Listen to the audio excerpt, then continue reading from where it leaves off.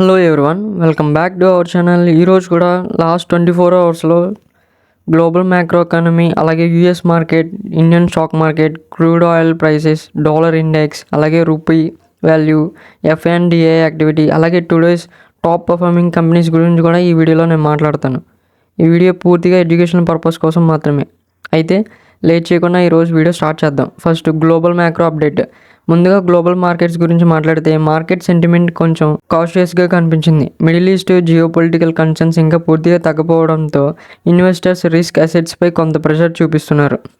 Next ఇది crude oil గురించి మనం మాట్లాడుకోవాలి. క్రూడ్ ఆయిల్ ప్రైసెస్ ఇంకా ఎలివేటెడ్ లెవెల్స్లోనే ఉన్నాయి. ఇండియా క్రూడ్ ఆయిల్ ఇంపోర్టర్ కావడంతో ఆయిల్ ధరలు పెరిగితే inflation, transportation cost, aviation, paint companies, chemical companies, so ఇలాంటి కంపెనీస్పై ఎక్కువగా ప్రభావం చూపే అవకాశం ఉంది. Dollar index and rupee value గురించి మనం మాట్లాడుకుంటుంటే డాలర్ స్ట్రాంగ్గా ఉండడంగా ఇండియన్ రూపీ జూలైలో వీక్నెస్ చూపిస్తూ నియర్ రికార్డ్ వాల్యూస్ లో వద్ద ట్రేడ్ అవుతున్నాయి. రూపీ వీక్నెస్ వల్ల ఇంపోర్ట్ కాస్ట్ పెరిగే అవకాశం ఉందని, కానీ ఎక్స్పోర్ట్ కంపెనీస్కి కొంత బెనిఫిట్ కూడా రావచ్చు. మనం యూఎస్ మార్కెట్ గురించి కూడా మనం మాట్లాడుకుందాం. యూఎస్ మార్కెట్స్ మిక్స్డ్ సెంటిమెంట్స్లో ట్రేడ్ అవుతున్నాయి. Corporate earnings, inflation, interest rate expectations మీదే ఉంది.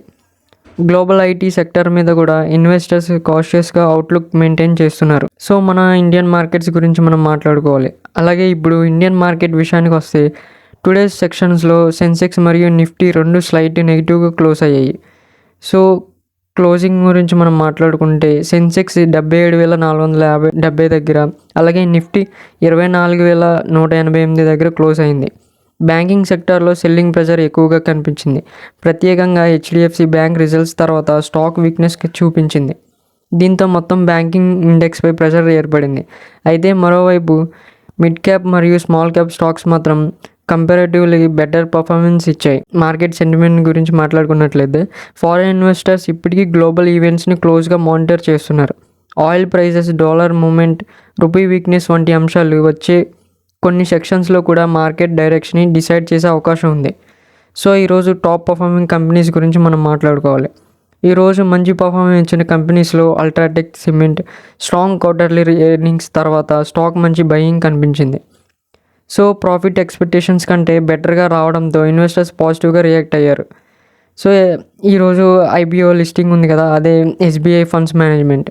సో ఐబీఓ లిస్టింగ్ తర్వాత స్ట్రాంగ్ డీబట్ ఇచ్చి 6% కంటే ఎక్కువ గెయిన్ నమోదు చేసింది. సో మీలో ఎంతమందికి ఈ గెయిన్స్ మీకు నచ్చినాయి కమెంట్ చేయండి. కోటక్ మహీంద్రా బ్యాంక్ మార్కెట్ వీక్గా ఉన్నప్పటికీ Kotak Mahindra bank positive close ఇచ్చింది. సో అలాగే టాటా స్టీల్ మెటల్ సెక్టర్లో టాటా స్టీల్ కూడా బ్రాడర్ మార్కెట్ని అవుట్ పర్ఫామ్ చేసింది. స్టాక్స్ గురించి కూడా మనం మాట్లాడుకోవాలి. రేపు ఎక్కువగా ఫోకస్ చేసే సెక్టర్స్ ఇవే. So banking, IT, oil and gas, metals, cement, అలాగే investors crude oil, dollar index, rupee value, global markets, corporate earnings పై క్లోజ్ దృష్టి పెట్టాలి. సో వీటన్నిటిని మీరు మానిటర్ చేస్తూ ఉండాలని చెప్పుకోవచ్చు. సో ఈరోజు మార్కెట్ స్లైట్గా వీక్గా కనిపించిన లాంగ్ టర్మ్ ఇన్వెస్టర్స్ ప్యానిక్ కావాల్సిన అవసరమే అయితే లేదు. సో మీరు ఇక్కడ వరకు వచ్చారంటే, సో మేము ఎఫర్ట్స్ పెట్టామంటే మన ఛానల్ని సబ్స్క్రైబ్ చేసి లైక్ చేయండి. సో లాంగ్ టర్మ్ ఇన్వెస్టర్స్ మాత్రం ప్యానిక్ కావాల్సిన అవసరం అయితే లేదు. డైలీ వాలటిలిటీ అనేది స్టాక్ మార్కెట్లో కామన్. క్వాలిటీ కంపెనీస్లో డిసిప్లైనెడ్ ఇన్వెస్టింగ్ కొనసాగిస్తే లాంగ్ టర్మ్లో వెల్త్ క్రియేషన్కి అవకాశాలు ఎక్కువగా ఉంటాయని మీరు గమనించాలి. సో ఈ వీడియో మీకు యూస్ఫుల్ అనిపిస్తే ఒక లైక్ అయితే వేయండి. అలాగే మీ ఒపీనియన్ కామెంట్ చేసి సో సబ్స్క్రైబ్ చేయడం మర్చిపోవద్దు. అలాగే స్టాక్ మార్కెట్ డైలీ అప్డేట్స్ కోసం ఛానల్ని సబ్స్క్రైబ్ చేసుకొని బెల్ ఐకాన్ ప్రెస్ చేయండి. మళ్ళీ మరో మార్కెట్ అప్డేట్ వీడియోలో కలుద్దాం.